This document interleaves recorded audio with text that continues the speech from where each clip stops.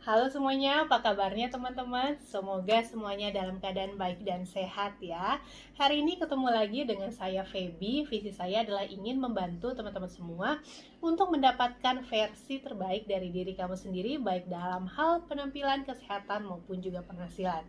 Nah, teman-teman, kali ini saya mau sharing ke kamu semua tentang apa yang saya pelajari ya dari mentor-mentor saya, dan ini akan sangat mempengaruhi, bisa sangat mempengaruhi kehidupan kita ya, baik dalam hal kesehatan ya, atau juga dalam hal kecantikan, bisa juga dalam hal penghasilan apalagi ya. Nah teman-teman, sekarang udah bulan Desember, sebentar lagi kita akan memasuki tahun 2021 ya. Gimana perasaan kamu selama tahun 2020 ini? Ya tentu saja tahun 2020 ini buat saya juga adalah tahun yang luar biasa ya. Begitu banyak kejutan-kejutan yang terjadi di tahun 2020 ini ya. Siapa setuju sama saya ya. Nah teman-teman, saat ini saya mau share ke kamu tentang 3 pertanyaan yang harus kamu tanyakan ke diri kamu sendiri sebelum akhir tahun ini selesai ya, atau sebelum kita memulai tahun 2021. Nah, pertanyaan ini menurut saya sangat penting sekali untuk kita tanyakan ke diri kita sendiri kalau kita mau menjadi seseorang yang lebih baik di tahun depan, ya. Nah, siapa yang pengen jadi orang yang lebih baik di tahun depan? Saya rasa semua orang mau, ya. Nah, pertanyaannya apa aja? Jadi, pertanyaan ini teman-teman saya pelajari selama saya memasuki dunia bisnis ini. Saya mempunyai banyak mentor-mentor dan saya banyak belajar, banyak juga baca dari buku, dan ini benar-benar sangat mempengaruhi kehidupan saya juga ya. Pertama, ketika kita memasuki akhir tahun ya, saya tuh diajarkan untuk ambil waktu untuk merefleksikan apa saja yang sudah terjadi di tahun 2020 atau di tahun sebelumnya ya. Dan pertanyaan pertama yang harus kita tanyakan kepada diri kita adalah apa saja yang kita syukuri selama tahun ini ya, atau selama tahun 2020. Mungkin banyak di antara teman-teman yang beranggapan, wah tahun 2020, aduh ini ada pandemi yang tidak terduga-duga, segala macam rencana saya gagal, harusnya saya kesini, ada acara ini nggak jadi gitu ya. Kemudian mungkin penghasilan saya sangat berkurang banyak, gaji saya dipotong sampai 70% gitu ya, atau enggak saya kehilangan pekerjaan saya. Benar-benar it's a very bad year gitu ya 2020. Tapi teman-teman, bagaimana kalau teman-teman tidak berfokus kepada itu, tapi berfokus kepada hal yang baik, apa yang bisa disyukuri dari hal yang paling kecil ya. Saya rasa setiap manusia yang hidup saat ini tuh punya hal yang bisa disyukuri ya.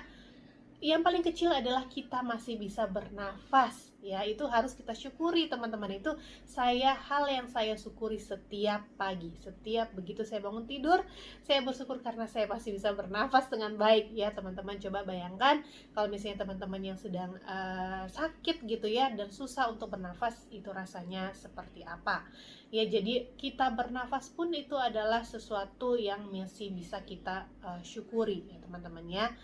Kemudian pasti ada banyak hal lain ya, teman-teman bisa jadi lebih berkumpul dengan keluarga ya, atau hal-hal yang lain banyak pasti ya. Kalau teman-teman mau merenungkan, melihat dari bulan ke bulan, lihat lagi kalender. Jadi saya selalu menaruh di sini kalender 2020, saya lihat lagi dari bulan ke bulan apa yang sudah saya dapat gitu ya, dan saya bisa mencatat.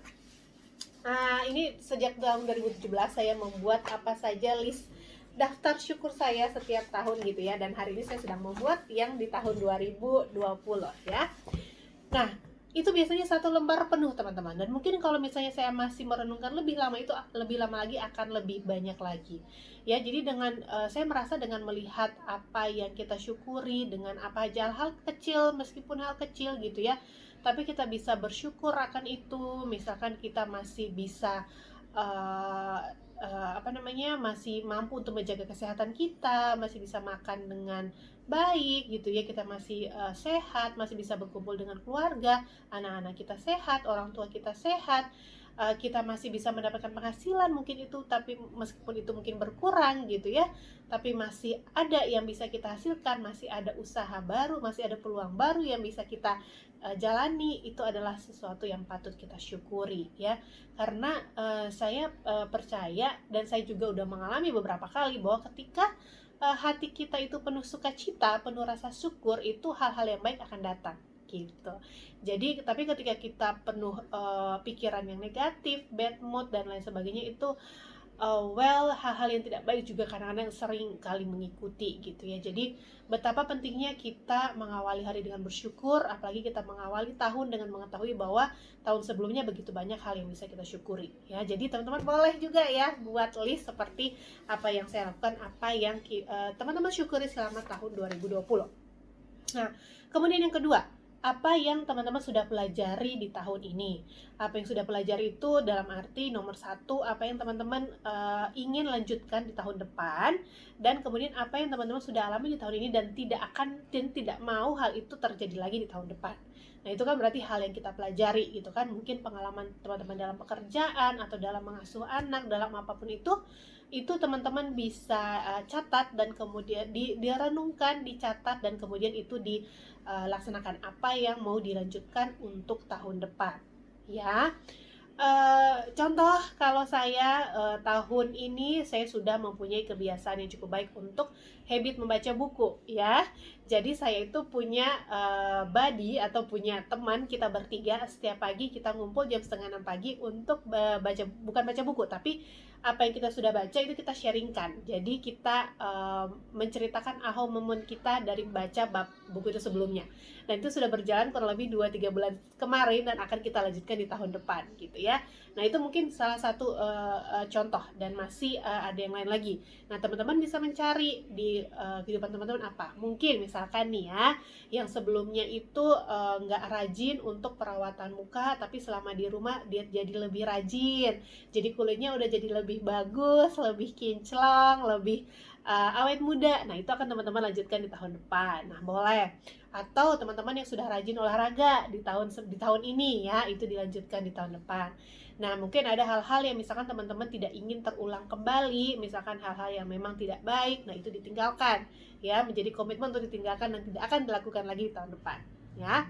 Nah, kemudian yang ketiga, apa yang menjadi goal teman-teman sekalian di tahun depan. Jadi tahun depan itu apa yang ingin dicapai ya, karena kadang-kadang kita, apalagi kalau misalnya orang kerja, itu hanya membuat goal untuk pekerjaannya, goal untuk tempat dia bekerja, tapi tidak pernah bikin goal untuk dirinya sendiri gitu ya. Apa yang ingin dia capai tahun depan ya, dalam semua hal teman-teman ya. Mungkin dalam hal penghasilan terutama ya, apa yang ingin dia capai tahun depan misalkan saya mempunyai goal untuk mempunyai penghasilan berapa, meningkatkan penghasilan saya berapa persen gitu, atau saya ingin menabung lebih banyak berapa persen, berapa banyak gitu ya. Atau misalkan tahun depan saya mempunyai goal untuk meningkatkan hubungan saya dengan pasangan saya, dengan cara seperti apa, itu teman-teman bisa pikirkan dan dituliskan menjadi goal. Banyak hal lagi dengan anak-anak, apa hubungan dengan anaknya yang ingin ditingkatkan. Misalkan tahun depan saya mempunyai goal untuk anak-anak bisa melanjutkan pendidikan misalkan di fakultas yang terbaik, seperti itu bisa. Kemudian dalam hal hubungan dengan Tuhan, misalkan ingin beribadah dengan baik, tahun depan ingin apa yang ingin dicapai.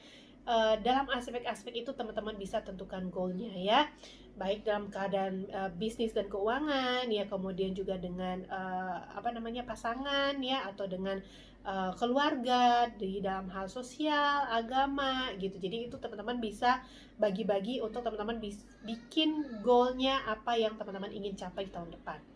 Karena saya itu sangat menyadari ya, setelah masuk ke dunia bisnis, saya lebih banyak mempelajari tentang goal dan betapa pentingnya goal itu. Jadi seperti yang mengarahkan kita.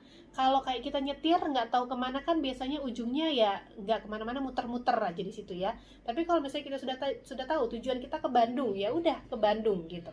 Jadi jalan apapun yang akan kita lalui, misalkan agak bergelombang, agak naik, agak turun, itu kita akan tetap lalui karena kita sudah punya tujuannya, mau ke sana gitu.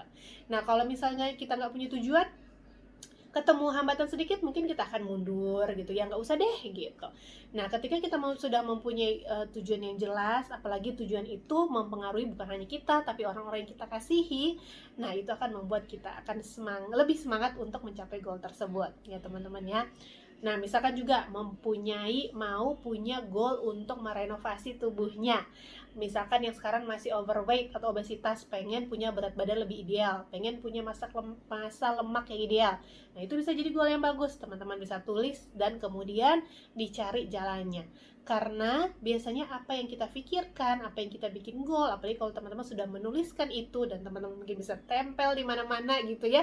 Teman-teman yang terlihat itu secara tidak sadar otak kita akan mencari jalan keluarnya dan kita akan bertemu dengan hal-hal yang menuju kita ke situ gitu. Jadi itu udah sering kali saya alami, makanya saya ingin membagikannya kepada teman-teman semua. Semoga apa yang saya sampaikan juga bisa teman-teman lakukan, coba dan rasakan manfaatnya ya, karena ini bisa teman-teman lakukan untuk siapa saja kalian, pekerjaannya apa saja, ini teman-teman bisa lakukan untuk demi kehidupan yang lebih baik di tahun depan ya. Oke, itu aja dari saya. Semoga apa yang saya sampaikan bermanfaat. Merry Christmas, Happy New Year. Semoga tahun depan kita semua bisa menjadi lebih baik dari tahun ini ya. Karena masa lalu itu tidak sama dengan masa depan teman-teman ya. Kalau sebelumnya kita gagal, bukan berarti kita orang yang gagal, tapi kita bisa belajar untuk jadi yang lebih baik ya. Oke, have a nice day semuanya, bye-bye.